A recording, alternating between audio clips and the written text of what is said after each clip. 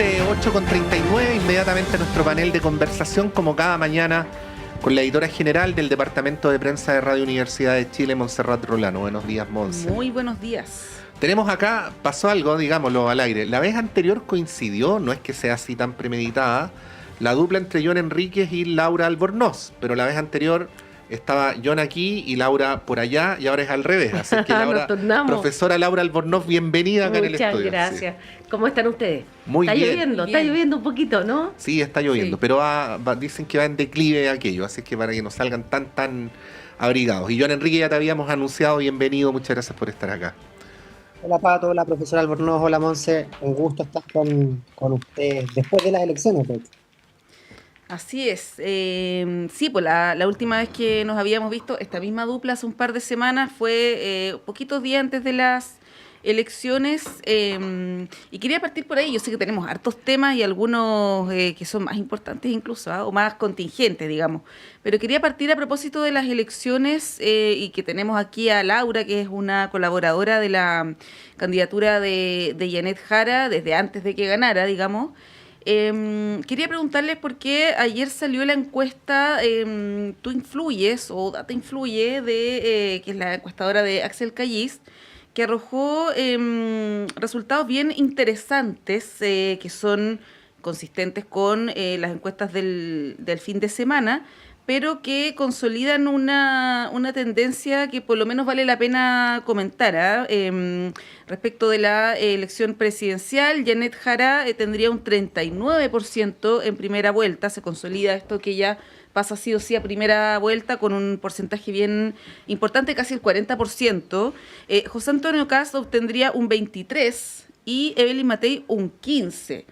En escenarios de segunda vuelta, José Antonio Kast con un 43,9% según esta encuesta, y Jara un 43,7%, o sea, un empate técnico entre ambos. Y en el caso de Evelyn Matei habría un 43 versus un 41 de Yanet Jara, que se acerca bastante. Planteo esto, John, Laura, porque se ha dicho harto antes de las primarias y también después, de que Yanet Jara tendría la elección más o menos perdida, que no es necesariamente la candidata más competitiva, que el próximo gobierno va a ser sí o sí de derecha. Hay otros analistas que también ponen en duda esa tesis. Y ahí les quería preguntar cómo lo ven, ¿no? Se ha hablado de el fenómeno de Yanet Jara. El lunes también tuvimos aquí algunos analistas que han señalado que ella podría penetrar mundos, sectores populares, sobre todo jóvenes, mujeres que no necesariamente están muy politizados y que tendría la posibilidad de crecer bastante, ¿no? Y por otro lado hay quienes dicen que ella tiene un techo por el hecho de ser comunista y porque el oficialismo no va muy bien, digamos. Ahí, Laura, ¿cómo ves esos escenarios y también esas hipótesis respecto de esta candidatura? Sí, muy buenos días a todos, al profesor que está por vía Zoom, también saludarlo afectuosamente. La verdad es que yo creo que las encuestas siempre son datos del momento y no es necesario tomarla, no es un buen ejercicio estar funcionando en torno a ella, porque lo que tenemos para adelante es un gran desafío de efectivamente llegar al más del 90% de los ciudadanos y ciudadanas que no son militantes de partido político, en primer lugar. En segundo lugar, quiero recordar que el domingo de la elección votó solo un 1,4% de los militantes actuales de la centroizquierda y además podían haber participado. Y que el desafío mucho más amplio es convocar a todas las personas de diferentes pensamientos en un proyecto de unidad por Chile que involucra más que estas conjeturas. Entonces yo creo recomendable no meterse en estas dinámicas sin perjuicio de que podemos comentar ciertos aspectos de ella. A mí me pareció interesante particularmente la situación del voto migrante el día de ayer, particularmente porque no sé si las personas que están en nuestro país conforme a las reglas que hoy día nos rigen y tienen derecho a voto, saben que hoy día hay un proyecto de ley justamente en el cual considera a los migrantes más que otorgarles derechos, y un planteamiento de los parlamentarios de derecha, lo considera como electores, o son convenientes como electores y los trata como tales, y es un tema que sin duda alguna tenemos que conversar en nuestro país, que es de suma importancia. Pero volviendo a la pregunta inicial, y lo hablaremos en un rato más seguramente, a mí me parece que Yanet Jara No sé si es un poco pedante decir que es un fenómeno nacional. Yo sí creo que es una mujer inteligentísima, brillante, con amplio conocimiento del Estado y que tiene muchas capacidades para articular y dialogar. Esas cualidades son muy propias de personas que ocupan el cargo de presidente de la República y la verdad es que en las generaciones, particularmente en los jóvenes, en las mujeres, genera una alta adhesión. Con eso nosotros queremos llegar a todo el país.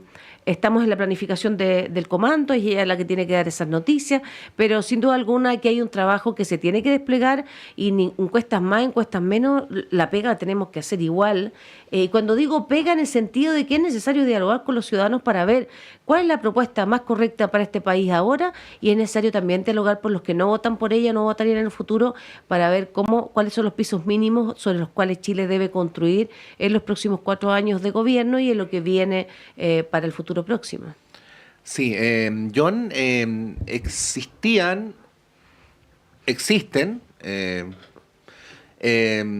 una cierta posición consensual entre los analistas que hemos venido consultando de que las condiciones políticas para la derecha eran y o son inmejorables, ¿no? Para poder ganar la presidencial, quiero decir. Pero a propósito de la irrupción de Jara, hay dos ideas que han surgido que irían en contraposición con aquello y que te quería proponer que las pudieras ponderar, ¿no? La primera es que Jara rompería o tendría la capacidad de romper el clivaje oficialismo-oposición, que es un clivaje en el que el oficialismo, por los porcentajes de apoyo, tiene poco que competir, para más bien proponer el clivaje pueblo-élite o pueblo, dejémoslo en pueblo-élite, ¿no? Esta idea de Janet contra las alemanas, ¿no? O contra los alemanes, que como eslogan suena bastante bien. Pero una segunda idea que deriva de ello es que una de las cosas que hemos podido constatar en las últimas elecciones es que el mundo progresista ha perdido apoyo en los sectores populares, ¿no? Y que ahí especialmente el Partido Republicano y otros han tenido una gran capacidad de concitar apoyo. Y que por la biografía de Jara, pero también por la manera en que la trabaja políticamente, ella podría estar en condiciones de revertir esta pérdida que ha tenido el oficialismo en ese mundo. Bueno, respecto a estas dos ideas que van en contra de esto que decíamos que, así para resumir en las palabras de Alberto Mayol, el triunfo de la derecha es inevitable, ¿no? ¿Qué podrías decir? Es curioso porque al mismo tiempo Jara, de lo que se ufana y de lo que se jacta como parte de su capacidad de conseguir acuerdos y de dialogar y ser flexible y ejercer liderazgo en esa línea, es justamente los éxitos, entre comillas, porque yo creo que tienen algunas externalidades negativas, que ella lideró ejerciendo su rol de ministra del Trabajo, y estoy pensando en particular en la ley Karin, en la ley de 40 horas y especialmente en la reforma de pensiones. Entonces, es curioso que por una parte recurra a sus éxitos como ministra de Estado del actual gobierno, que tiene un techo en materia de adhesión ciudadana, pero al mismo tiempo busque dejarlo atrás o se plantee la idea de que ella podría superar este clivaje oficialismo-oposición. Y yo creo también que la candidatura de Jara tiene una debilidad. Primero, yo creo que es natural que después de ganar una primaria y de forma tan holgada, hay una consolidación por parte de su nivel de conocimiento y al mismo tiempo de parte de su popularidad o cantidad de gente que considera que podría ser electa presidenta de la República.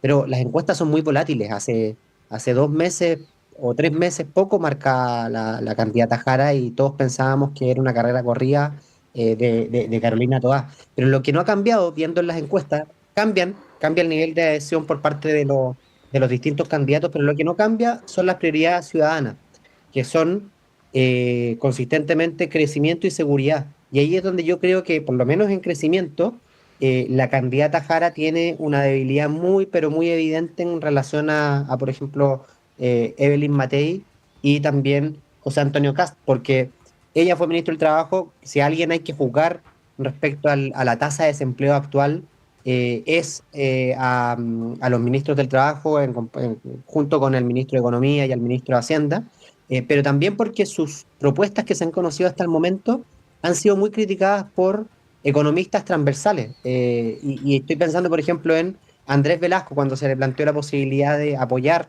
programáticamente a Janet Jara, dijo por ningún motivo. Estoy pensando también en la entrevista que dio ayer en Exante Mico, que plantea que la idea Alejandro de subir, Mico. Alejandro Mico, que subir el sueldo mínimo a 750.000 pesos era una locura, lo plantea en esos términos, que era prácticamente equiparar al salario mediano. Entonces, allí hay un conjunto de gente que para efectos de votar va a pensar cuál candidato puede generar cambios más importantes en materia de crecimiento y probablemente Janet Jara no despunta o no destaca por ofrecer mayor credibilidad y ofrecer mejores políticas públicas para el desarrollo de nuestro país en el ámbito económico. Sí, ahí Laura, bueno, lo que dice John, ¿no? De las críticas en la propuesta digo, porque no se ha construido un programa, que además O sea, entiendo... el programa de gobierno está en construcción, y lo Claro. que veo que el profesor tomó partido ya en esta elección próxima, me sorprende porque me tomó partido en el sentido de que la verdad es que, mire, yo me gustaría tener competidores que sean suficientemente fuertes para debatir ideas. Yo lo que veo es una tremenda crisis de la derecha y mientras ellos no lo resuelvan, la verdad que no me parece a mí que podríamos decir que están punteando. El Evelyn Matei ha caído de manera importante en la encuesta y el señor Kast, ya, además de ser como la cuarta o quinta vez que va de candidato, no le ha resultado en otras oportunidades, se ha caído en escenarios menos previstos como en la antigua elección con Boric. Entonces, la verdad es que, pero no me interesa, porque la verdad que a mí lo que me preocupa es que habiendo ganado hace menos de una semana y 3 días, lo que estamos ahora es en un proceso de construcción del comando, de construcción de la lista parlamentaria y de consolidación de los programas de gobierno. Qué duda cabe de que la candidatura de Janet Jara en las primarias, con el apoyo del Partido Humanista y de la izquierda cristiana, era un programa de gobierno y ahora vamos a elaborar otro. Y nos vamos a hacer, que bueno la pasada de datos, porque nos vamos a hacer cargo de todas estas preocupaciones relativas al crecimiento, a la seguridad, que no nos acomplejan. Yo quiero recordar que el presidente Boric en la actualidad tiene buenos índices en materia de crecimiento y MASEC con todo logró revertir unas cifras que se venían dando a lo largo del tiempo y pese a los malos augurios de los sectores más conservadores, porque además quiero aprovechar de paso de decir que lo que hay aquí es un debate, una disputa con la extrema derecha. No es que aquí hayan sectores moderados que estén compitiendo contra Janet Jara, es la extrema derecha y por otra parte la coalición de centro izquierda con 3 candidatos que son extrema derecha, casi el señor Kaiser y Evelyn Matei, que también pertenece a la derecha, pero ella en particular tiene una vinculación también recordemos, con la historia pasada, bastante cercana, respecto de sus afiliaciones políticas. Entonces, yo lo que creo más bien es que me gustaría que hubiera debates de ideas, independiente del resultado de las encuestas, que podamos construir los procesos y hacer que el país debata.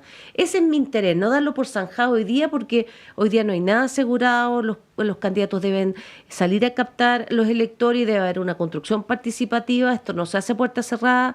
El tema del desempleo femenino es el problema de larga data del cual no se han hecho cargo, no nos hemos hecho cargo como país desde la recuperación democrática, para qué hablar de la época de la dictadura. Son altos índices, existen datos, yo les quiero recordar, perdón que me tome la palabra, pero el desempleo femenino responde a problemas estructurales de cuidado, de acoso, de estructuras del mercado laboral que van mucho más allá de los planteamientos actuales. Yo quiero recordar que Evelyn Matei también fue ministra del Trabajo y este es un dilema que nos ha tomado las feministas largos años de poder revertir. O sea, el desbalance en la estructura del mercado laboral es problemático para las mujeres y hasta el momento en toda América Latina no ha habido país que lo haya logrado superar. Entonces, de esos temas y de esas ideas centrales que yo creo que la campaña debe versar, independiente de que las encuestas nos motivan más o menos o nos pueden entusiasmar. Yo quiero en esto ser súper aterrizada, porque estamos en una buena oportunidad con una buena candidata con capacidades profesionales, que se presenta por primera vez candidata presidencial y con, sobre todo, más que los éxitos, la capacidad de dialogar, que no lo he observado con tanta claridad en otro candidato. Sí, no, muy cortito, que a propósito de lo que dice John, porque Una cosa es decir que el tema del crecimiento a través de la demanda interna es algo que se va a revisar, se va a evaluar, eventualmente se va a descartar, pero el tema del sueldo mínimo a los 750.000 pesos es una propuesta que yo creo que difícilmente Janet Jara la va a modificar, ¿no? Y ahí surge la pregunta de cómo se hace esto sin encarecer el empleo, ¿no? Tiene que venir acompañada de políticas claro. de crecimiento, de incentivos y de inversión, sin duda alguna, porque no es posible pensar una medida sin acompañamiento del otro, además de todas las tributarias que supongan terminar con todos los procesos elusivos. Estos son paquetes de medidas, no es una sola, no se sube solo el salario 750 sin tomar medidas de incentivo, de mejorar el proceso de recaudación, de nivelar o mejorar los procesos de inversión, de fomento a la inversión, etcétera, etcétera. Sí, ahí Laura, dos cosas cortitas para volver donde John. Lo primero, tú mencionas que, perdón por tomarme la palabra, bueno, para eso te invitamos, así que dale nomás. Y respecto a lo segundo, y quizás un matiz con lo que señalaba Montserrat, pero en el sentido de la comprensión. Si tú dices no hay programa, ¿no?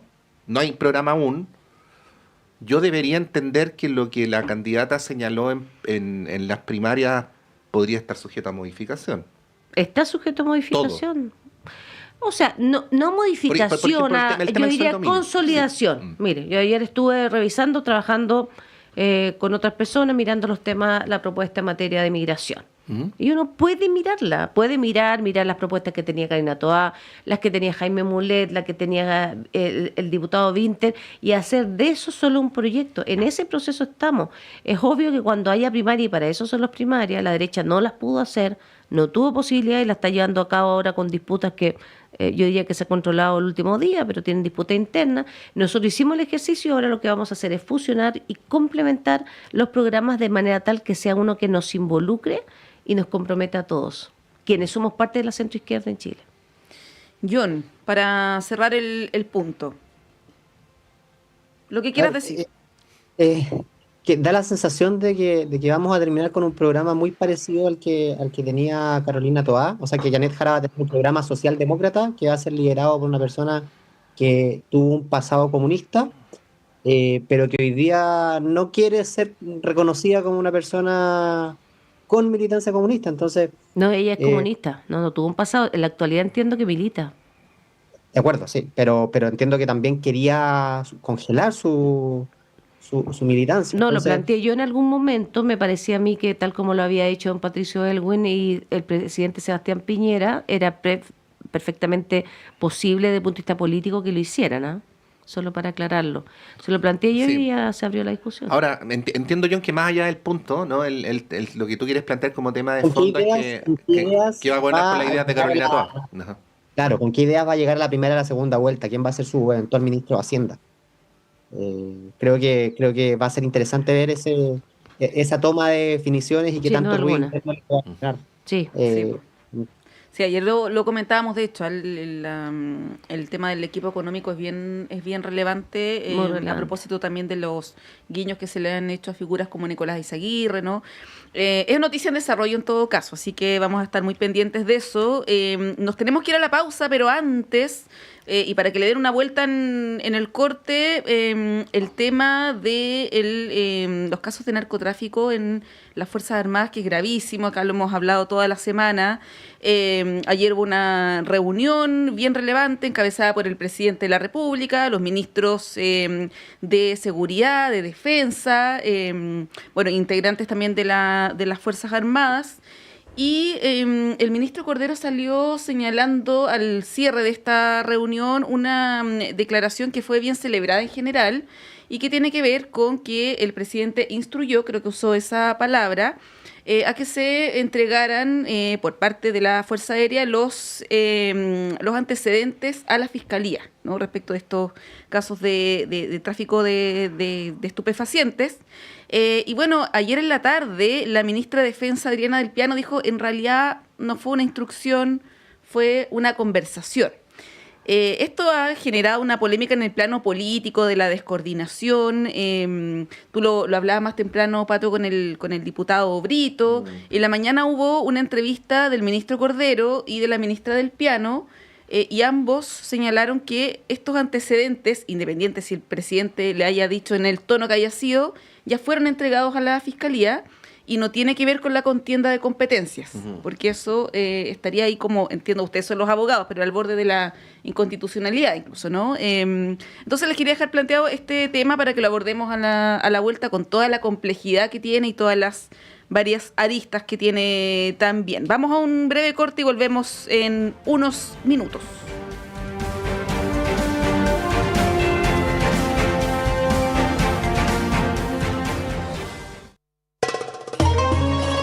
¿Qué pide Palestina? El respeto al derecho internacional. Solamente eso. Una de las mayores catástrofes de este siglo XXI se vive en Palestina. Y nosotros, el domingo a las 9 de la mañana, hablamos de Palestina. Palestina por siempre en Radio Universidad de Chile. Encuéntranos en la plataforma Spotify y sintonízanos en Radio Universidad de Chile el domingo 9 de la mañana. Palestina por siempre. Palestina por siempre.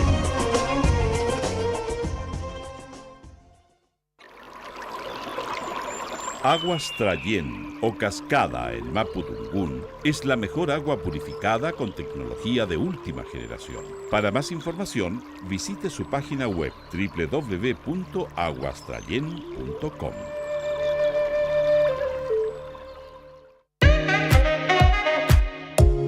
Durante 14 años, el tradicional espacio ciudadano saludable de la Facultad de Odontología de la Universidad de Chile ha acompañado un proceso de sensibilización y comunicación sobre las complejidades del fenómeno de la salud, formando una amplia y diversa red desde la academia, las y los tomadores de decisión y las organizaciones de la sociedad civil.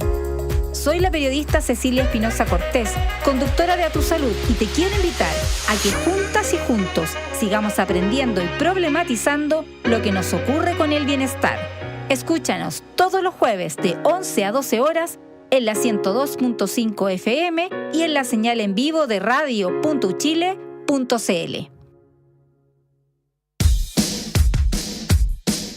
Hola, hola, soy Hernán Zúñiga y los quiero invitar para que escuchen el Zócalo Nacional desde el 21 de marzo de 1999, luchando por la defensa y difusión de la producción musical de nuestro país. La cita es para los días jueves y viernes a partir de las 21 horas acá en Radio Universidad de Chile. Puede escuchar a través del 102.5 o en radio.chile.cl. Un abrazo de cordillera. Los temas que importan en educación ya están en el aire. Soy la periodista Diana Porras y les quiero hacer una invitación a escuchar el programa Educación en el Aire, un programa del Senado Universitario donde abordamos calidad, investigación, financiamiento, participación y docencia. Estos son los pilares que transforman nuestra educación y queremos que tú seas parte de esta conversación. Todos los martes a las 18 horas en el 102.5 FM y radio.chile.cl.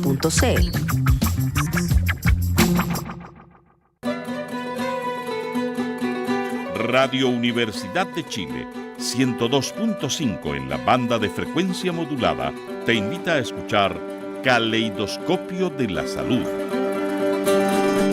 Del Departamento de Enfermería de la Universidad de Chile, un programa que respeta la autonomía y apoya la decisión informada de las personas frente al cuidado de su salud y la de otros. 110 años a la vanguardia de los ciudadanos en la salud del país. Caleidoscopio de la Salud, todos los sábados a las 12 horas.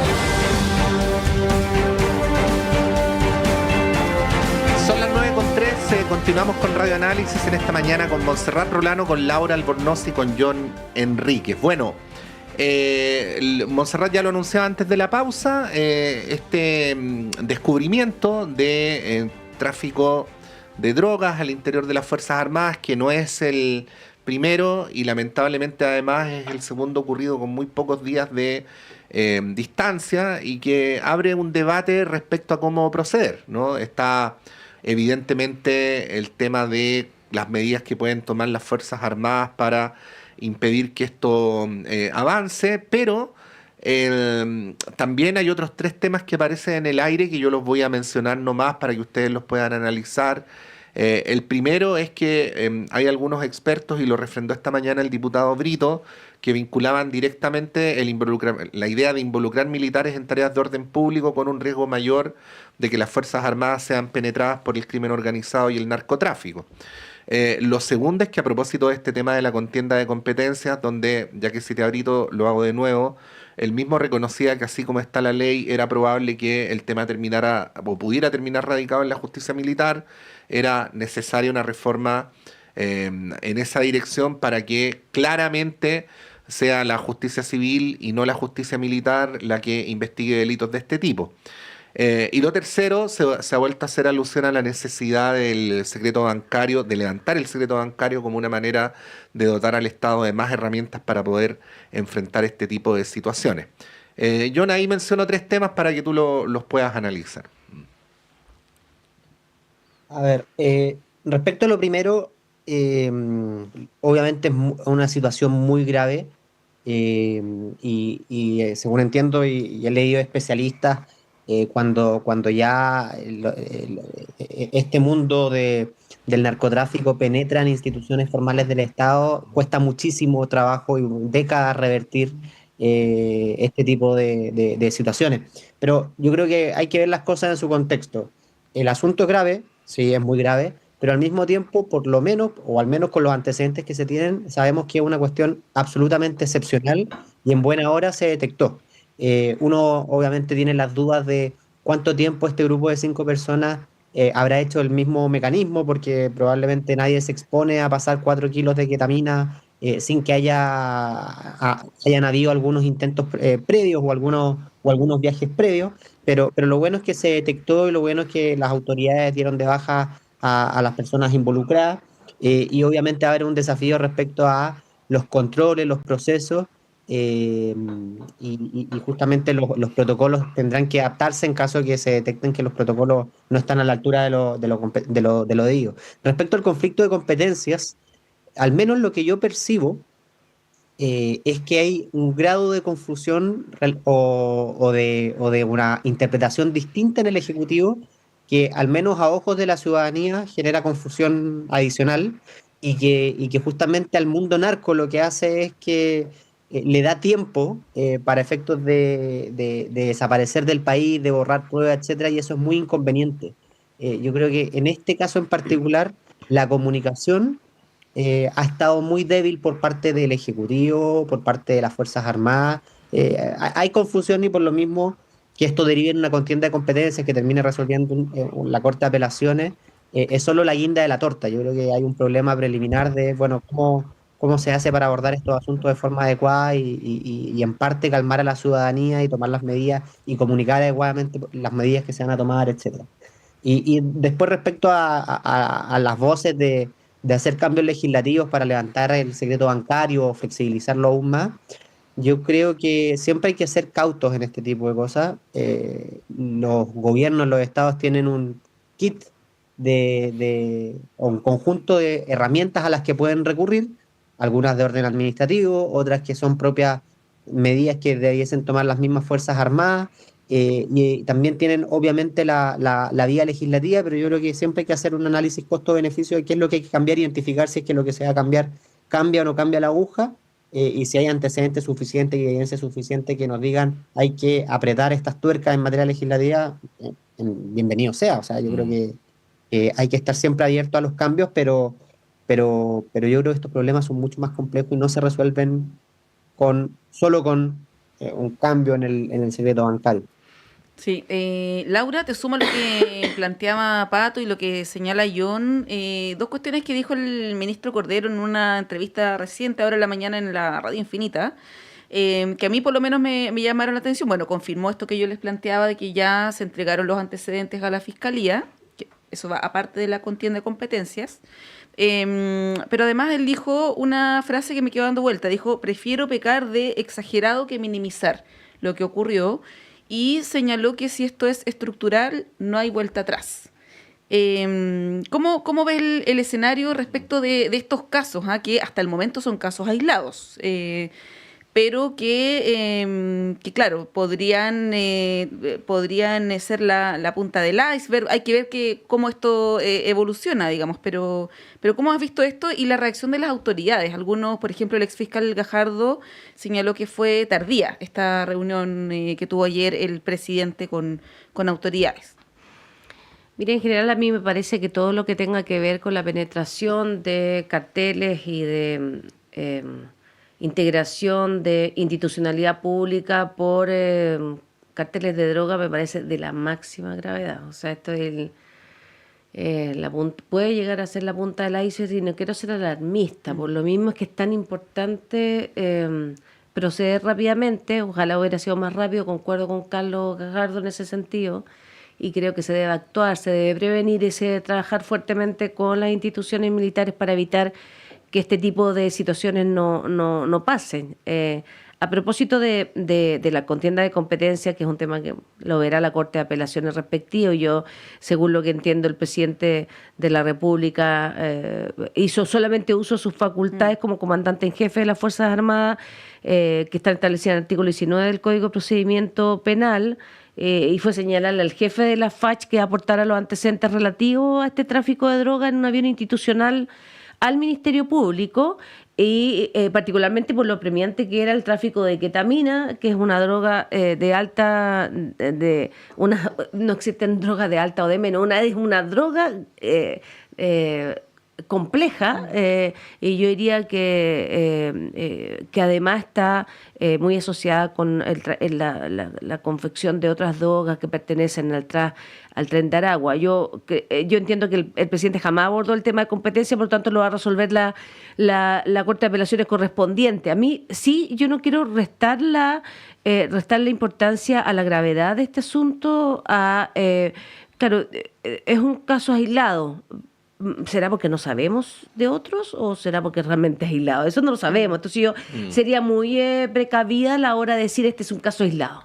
Mientras no, también era un caso aislado el uso de las licencias médicas, el uso de los viajes. Y mire que lo que destapó hace pocos días atrás la Contralora General de la República. Yo más bien existe la responsabilidad y el deber de asumir con la máxima urgencia este tipo de situaciones.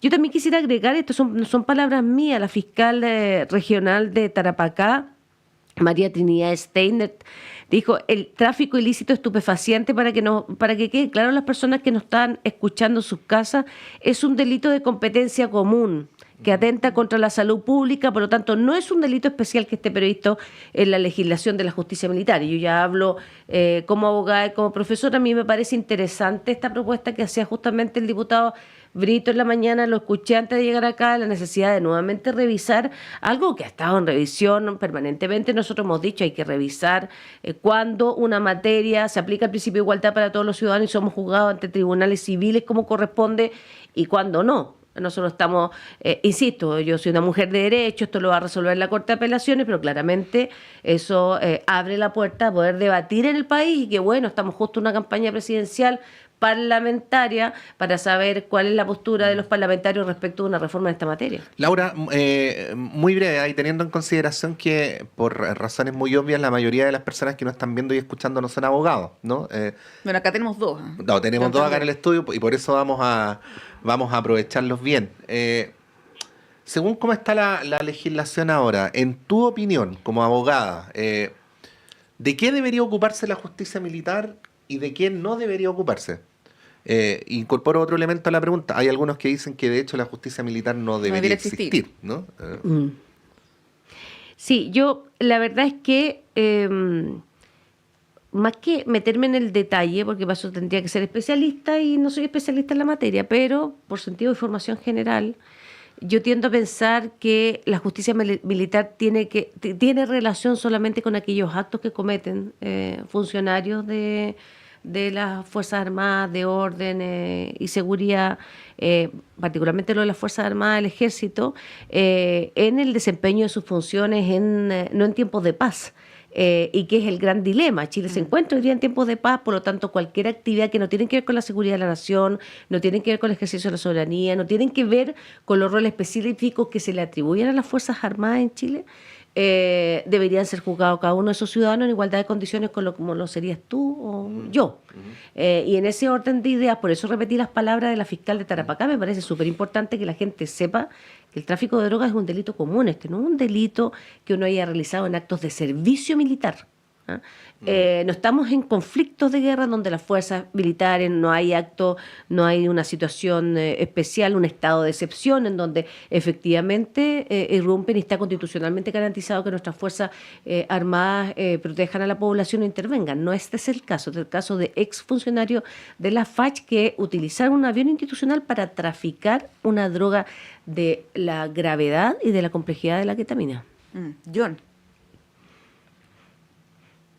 Al igual que la profesora Albornoz, no soy especialista, pero desde luego lo que indica el sentido común es que la regla general es que se debiese aplicar la jurisdicción civil o las normas civiles a todo el mundo y muy excepcionalmente se tiene que aplicar la justicia militar en la medida que esté bien delimitado los casos y las materias en las que se debe aplicar. Pero más allá de la discusión, a mí me hace sentido que exista una justicia militar siempre excepcional. Pero más allá de eso, me gustaría plantear que la penetración, de acuerdo a lo que he leído a los especialistas, la penetración del narcotráfico o el crimen organizado en las instituciones estatales se debe, en parte importante, a la falta de preparación de estas instituciones frente a estos fenómenos. Entonces, mi llamado a atención o mi pregunta es, bueno, ¿qué tan preparados están nuestras Fuerzas Armadas para justamente prevenir que estos hechos de momento aislados, y ahí estoy de acuerdo con la profesora Albornoz, vuelvan a ocurrir en el futuro? Y ahí la verdad es que me genera mucha preocupación porque son fenómenos que llegaron de forma muy rápida y han golpeado muy fuerte a nuestro país. Y si están y si no están preparadas, entonces ¿no sería un error pedirles que se involucren en general en tareas de orden público? Porque esta es una parte de, ¿no? Sí. O sea, lo comentaban hoy día en la radio, que cada vez las Fuerzas Armadas están más cerca de la ciudadanía y que no era su fin natural hacer muchas de las cosas que están haciendo hoy día. Entonces, lo que se suele hacer es que se recurre a las Fuerzas Armadas porque hay una sensación de más seguridad frente a la ciudadanía, pero no sé, es un fenómeno complejo. Es un fenómeno complejo que lleva a presupuestos, protocolos, formación, capacitación interna, etcétera. Sino muy breve mencionar que una discusión súper interesante y que en buena hora veo que está saliendo del clivaje derechas-izquierdas o del clivaje militares civiles, porque recordar nomás que a propósito del estado de excepción en la llamada macrozona sur, fue ni más ni menos que el saliente comandante y jefe de la Armada, el almirante de la Maza, quien señaló que las Fuerzas Armadas debían ceñirse estrictamente a las tareas de orden público y no involucrarse en ese tipo de tareas. Por lo tanto, un debate está abierto. Hay propuestas también como la creación de una policía fronteriza, ¿no? Para sacar ahí a los militares que están en funciones en la frontera norte. Los quiero llevar a otro tema en los minutos que nos quedan. No sé si son expertos específicamente en esta área. Bueno, John, profesor de Regulación Económica, y Laura, exdirectora de Codelco, ¿no? Pero los anuncios de Donald Trump, o es como un anuncio o preanuncio, como que está evaluando el tema de imponer... Creo que dijo. Claro. Creo que. Sí.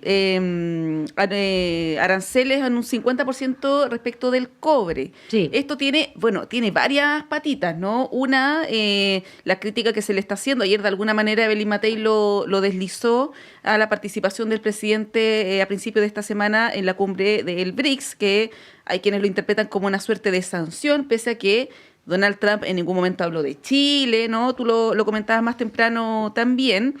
Está como esto podría afectarnos en términos concretos a nuestro país. Ahí no sé cómo lo ven, ¿no? Había un alza muy importante del precio del cobre. Hay expertos que señalan que esto en el corto plazo nos beneficia.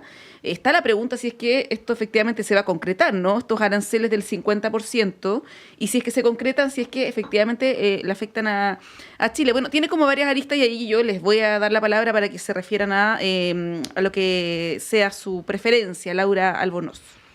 Sí, yo creo que, claro, nosotros y los países en general han estado muy atentos a lo que de manera imprevista el presidente de los Estados Unidos ha estado anunciando, a veces desordenadamente, dejando descolocado, porque hay un cambio aquí también, hay una construcción de relaciones multilaterales entre los países que claramente con medidas proteccionistas de este tipo, la verdad es que se echan al bolsillo todo el multilateralismo y el trabajo mancomunado que se ha hecho, particularmente en las relaciones comerciales. Chile con Estados Unidos ha tenido una relación fuerte a lo largo del tiempo, pero de nuevo, tomando tus palabras, es que yo la encuentro súper certera. Uno no puede hacerse cargo de lo que diga el presidente Trump y no sabemos si respecto de nosotros o no. Yo ayer leía, y quiero citar la fuente, la Fundación Sol, que dice lo siguiente. Esto, por cierto, quería ratificar el dato, se lo pedí en la mañana a personas de Codelco, no lo tenían todavía, pero sí, es tal cual. Las exportaciones de cobre de Chile a China más que triplican las exportaciones de cobre a Estados Unidos en los últimos 12 meses. Los principales destinos de nuestro cobre son China, Estados Unidos, muy, muy por debajo, y después Japón, quedando un abierto mercado respecto de importaciones de este material que constituye una parte importante de los aportes que se le entregan al fisco a través de la empresa nacional Codelco. Por lo tanto, al parecer, y según lo que hemos podido concluir, y también lo sé yo por experiencia propia, por haberme desempeñado como exdirectora de Codelco, que tanto en lo que tiene que ver como el de la venta de cobre refinado como de material de cobre o mineral de cobre, la verdad es que una medida como este tipo, un arancel establecido, si llegara a impactar a Chile no tendría mucho impacto para nosotros. Ahora, sin perjuicio de aquello, yo creo que también esto sirve para, de nuevo, abrir un espacio de reflexión en el país en torno a cómo nosotros hemos llevado nuestras relaciones comerciales y cómo Chile ha mantenido una única postura en estas materias. También en la colaboración multilateral, yo no he escuchado a expertos en temas internacionales que no hayan manifestado, salvo por interés político, que hay que participar, y esto lo sé porque cuando era ministra esa era la instrucción de la Cancillería, en cuanto a espacio multilateral exista, porque todos le aportan al país, todos, y además responden a una tradición en relaciones internacionales que Chile ha mantenido, no solamente respetado quien la conduce, que es el presidente de la República, sino que la ha mantenido a lo largo de los años. Por lo tanto, a mí no, en absoluto, yo creo que hay que mezclar ambas cosas. El presidente sigue una costumbre que es la tradición en nuestras relaciones diplomáticas en Chile. Y respecto al tema del cobre, yo la verdad que anuncios más, anuncios menos, esperaría que esto se decantara y ahí tendría una respuesta. Pero por los datos que se entregan, particularmente por la Fundación Sol, de la cual soy donante, me parece que el impacto no sería mucho para la economía nuestra. Sí, ahí yo tres cosas, ahí te doy la palabra. Primero, como decía Monse, no es en rigor un anuncio, es casi un anuncio, pero no es un anuncio, no es que haya dicho vamos a aplicar, sino creo que lo dijo luego de una reunión de gabinete. Nos tiene acostumbrado a hacer anuncios y que después se echa para atrás. Entonces, eso es lo segundo que iba a comentar. Ha hecho una cantidad significativa de anuncios sobre aranceles, de los cuales no se han implementado prácticamente ninguno, y no sé si estoy siendo impreciso, pero creo que ninguno, porque de hecho los anuncios que originalmente se habían hecho hace 2 días atrás fue con otro anuncio, la prórroga hasta el 1 de agosto, ¿no? Del famoso Día de la Liberación. El Día de la Liberación, ¿no? Que era el 2 de abril o por ahí. Y lo tercero, John, ¿cuán válido? Yo entiendo que si vamos a hacer análisis de estas cosas, obviamente la peor recomendación es blanco o negro, ¿no? Todo puede incidir en todo, digamos, pero Esto así como lo planteó un diputado, donde prácticamente habría una causa-efecto en el sentido que porque Boric fue a la cumbre de los BRICS, Trump hizo este anuncio, cuando yo decía más temprano, si por ejemplo uno quisiera desarrollar la idea de la represalia, ¿no? Uno de los 3 países a los cuales Estados Unidos les compra cobre o desde los cuales importa cobre es Canadá, con el que Estados Unidos ha tenido una relación mucho más evidentemente hostil o belicosa que con Chile, ¿no? Bueno, ¿cómo lo ves? A ver, yo creo que aquí tanto el gobierno, pero igualmente, de igual forma, la oposición tienen que ser súper prudentes en las interpretaciones que hacen y también lo que dicen y cuándo lo dicen. Ujú. Porque aquí yo estoy de acuerdo con que esto no se ha traducido todavía en un anuncio formal, fue simplemente una declaración y después tiene que haber algún acto jurídico que convierta ese deseo y que genere consecuencias. Entonces, hay que ser prudente en ese sentido y no quedar offside. O sea, lo que hay que evitar es los tweets que nos dejen offside y que puedan justificar en parte la aplicación de medidas de esta naturaleza o incluso la profundización, y ahí es donde hay muchos parlamentarios, incluso el mismo presidente Boric, que por ser los primeros en hablar a veces han quedado offside y eso puede ser delicado. Yo confío mucho en el trabajo del Ministerio de Relaciones Exteriores y el canciller, en que van a reforzar la relación histórica que ha tenido Chile con Estados Unidos de comercio internacional. Chile tiene tratados de libre comercio con Estados Unidos, tiene tratados de doble tributación, y eso es súper importante que los especialistas, que los que saben, que los que han hecho carrera en esta materia, sean los que puedan aconsejar adecuadamente y liderar esas conversaciones. Entonces, y después, respecto a los potenciales efectos, sin ser experto, hoy día yo escuchaba al presidente del Consejo Minero, Joaquín Villarino, que planteaba justamente que solamente aproximadamente un 10% de nuestras exportaciones de cobre iban a parar a Estados Unidos, por lo tanto el impacto podría ser relativamente acotado. Tampoco las fluctuaciones o la volatilidad en el precio del cobre de corto plazo puede generar efectos realmente importantes, son más bien anecdóticas, entonces vamos a tener que seguir monitoreando el precio del cobre, pero si sube 2 días por estas declaraciones y después vuelve a un nivel más esperado para los distintos analistas, no debiese tener impactos ni en el crecimiento, ni en la recaudación, etcétera. Y al mismo tiempo lo que señalaba Joaquín Villarino es que la capacidad de Estados Unidos para producir cobre es limitada. Entonces, también es un aspecto que probablemente Trump lo tiene presente y por lo tanto los efectos que debiese tener para Chile son relativamente acotados en caso de aplicarse, pero en cualquier caso es una mala noticia que esta sea una manifestación de una aplicación de aranceles que por regla general a mí me parece que generan efectos indeseados, aun cuando sean como medidas de negociación para conseguir otros fines. Creo que le hace mal al comercio internacional, que es un comercio abierto, transparente, competitivo, y eso, Totalmente todas las de medidas acuerdo. no son adecuadas. Sí. Sí, bueno, ha sido otra noticia del día que también está en desarrollo y que va a marcar esta semana, así como también lo va a hacer durante esta jornada el regreso de la ministra Camila Vallejo, que entregó algunas declaraciones ahí a su ingreso al Palacio de la Moneda hace unos instantes.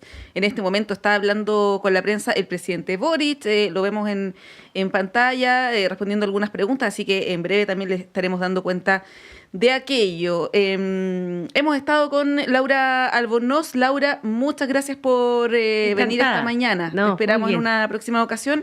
Y John Enríquez, como siempre también, muchas gracias y que tengas un estupendo día.